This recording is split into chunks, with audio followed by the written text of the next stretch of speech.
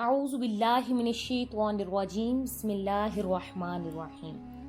اربوں خربوں درود و سلام حضرت محمد مصطفیٰ صلی اللہ علیہ وآلہ وسلم پر اور آپ کی آل پر۔ دا نالج فیکٹری کے ساتھیوں، السلام علیکم ورحمۃ اللہ وبرکاتہ۔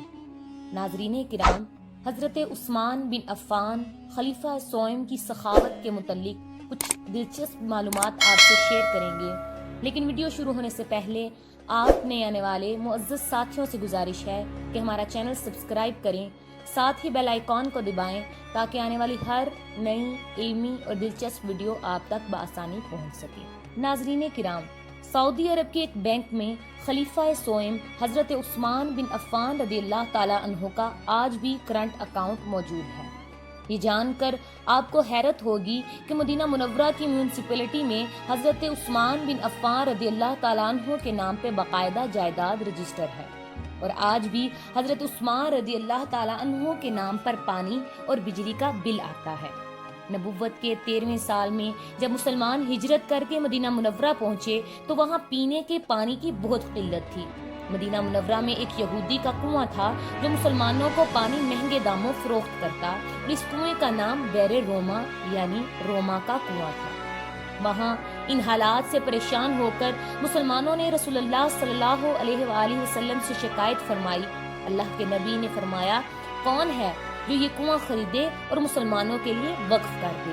ایسا کرنے پہ اللہ تعالیٰ انہیں جنت میں چشمہ عطا کرے گا۔ حضرت عثمان بن عفان رضی اللہ تعالیٰ عنہ اس یہودی کے پاس گئے اور کنواں خریدنے کی خواہش ظاہر کی۔ کنواں چونکہ منافع بخش آمدنی کا ذریعہ تھا، اس لیے یہودی نے اسے فروخت کرنے سے انکار کر دیا۔ حضرت عثمان رضی اللہ تعالیٰ عنہ نے یہ تدبیر فرمائی اور یہودی سے کہا، پورا کنواں نہ صحیح، آدھا کنواں مجھے فروخت کر دو۔ آدھا کنواں فروخت کرنے پر ایک دن کنویں کا پانی تمہارا ہوگا اور دوسرے دن میرا ہوگا۔ یہودی ان کی اس پیشکش پر لالچ میں آ گیا۔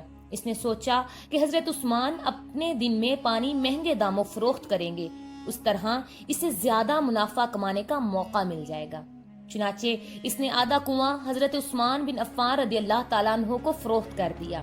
سیدنا عثمان رضی اللہ تعالیٰ عنہ نے وہ کنواں اللہ کی رضا کے لیے وقف کر کے اپنے دن مسلمانوں کو کنویں سے مفت پانی حاصل کرنے کی اجازت دے دی۔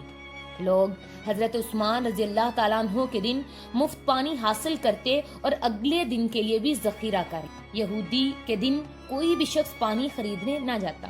یہودی نے دیکھا کہ اس کی تجارت ماند پڑ گئی ہے، تو اس نے حضرت عثمان رضی اللہ تعالیٰ عنہ سے باقی آدھا کنواں بھی خریدنے کی پیشکش کر دی۔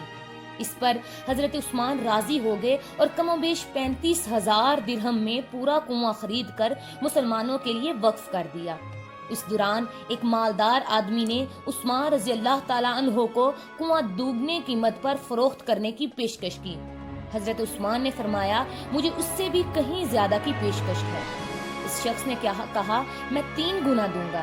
حضرت عثمان نے فرمایا، مجھے اس سے بھی کئی گنا زیادہ کی پیشکش ہے۔ اس آدمی نے کہا، میں 4 گنا دوں گا۔ حضرت عثمان نے فرمایا، مجھے اس سے بھی کہیں زیادہ کی پیشکش ہے۔ اسی طرح وہ شخص رقم بڑھاتا گیا اور حضرت عثمان یہی جواب دیتے گئے، یہاں تک کہ اس آدمی نے کہا کہ حضرت آخر کون ہے جو آپ کو 10 گنا دینے کی پیشکش کر رہا ہے؟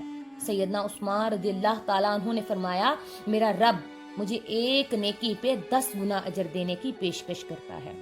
ناظرین کرام، وقت گزرتا گیا اور یہ کنواں مسلمانوں کو سیراب کرتا رہا، یہاں تک کہ عثمان غنی رضی اللہ تعالیٰ عنہ کے دور خلافت میں اس کنویں کے ارد گرد کھجوروں کا باغ بنے اور اسی دور میں اس باغ کی دیکھ بھال ہوئی۔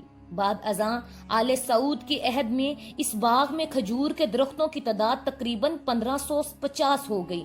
حکومت وقت نے اس باغ کے گرد 4 دیواری بنوائی اور یہ جگہ میونسپلٹی میں حضرت عثمان بن عفان رضی اللہ تعالیٰ عنہ کے نام پر رجسٹر کر دی گئی۔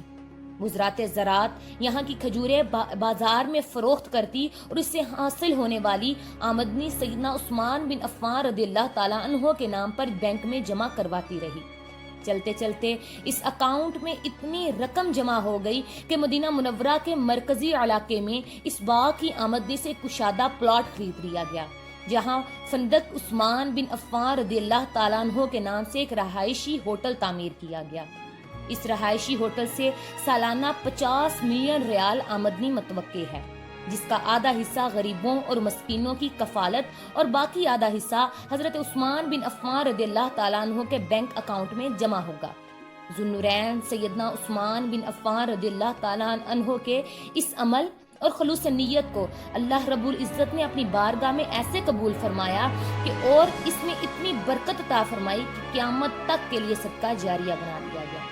یہی وہ لوگ ہیں جن کی جانیں اور مال اللہ تعالیٰ نے اپنی جنتوں کے بدلے میں خرید لیے۔ یہی ہیں وہ جنہوں نے اللہ کے ساتھ تجارت کی، جنہوں نے اللہ عز و جل کو قرض دیا اور اچھا قرض دیا، اور یہی ہیں وہ لوگ جن پہ اللہ تعالیٰ نے اپنی رضاعت کو ثابت کر دیا۔ اللہ کریم ہمیں ان جیسوں کے نقش قدم پہ چلنے کی توفیق عطا فرمائے۔ پھر ملیں گے ایک نئی علمی دلچسپ ویڈیو کے ساتھ، تب تک اپنا اور اپنے